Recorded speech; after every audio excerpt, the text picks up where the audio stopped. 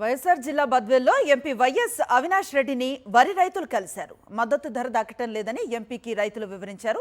ఇంతవరకు కొనుగోలు కేంద్రాలను ఏర్పాటు చేయలేదని ఎంపీకి తెలిపారు. వెంటనే కొనుగోలు కేంద్రాలు ప్రారంభించాలని వైఎస్ఆర్సీపీ తరఫున ప్రభుత్వాన్ని డిమాండ్ చేశారు వైఎస్ అవినాష్ రెడ్డి. రైతులు 78 కిలోల బస్తాను మార్కెట్లో 1500 రూపాయలకి అమ్ముకోవాల్సిన పరిస్థితి ఏర్పడిందన్నారు. వాస్తవంగా ప్రభుత్వ మద్దతు ధర 1830 రూపాయలుగా ఉందన్నారు. వెంటనే కొనుగోలు కేంద్రాలు ఏర్పాటు చేసి మద్దతు ధరతో ధాన్యాన్ని కొనుగోలు చేయాలని డిమాండ్ చేశారు వైఎస్ అవినాష్ రెడ్డి.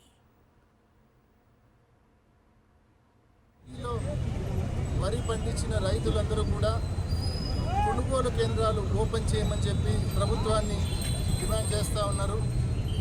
ఇప్పటికే జిల్లా యంత్రాంగం ప్రభుత్వ దృష్టికి కూడా తీసుకెళ్ళింది.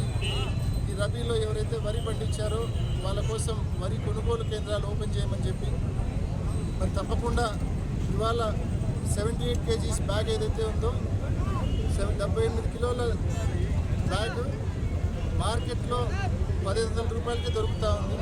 వేరాజ్ ఎంఎస్పి మాత్రం 1830 రూపాయలు. అంటే 1830 రూపాయలకు ప్రభుత్వం ముందుకు వచ్చి కొనుగోలు కేంద్రాలు ఓపెన్ చేసి కొనుగోలు చేయాలని చెప్పి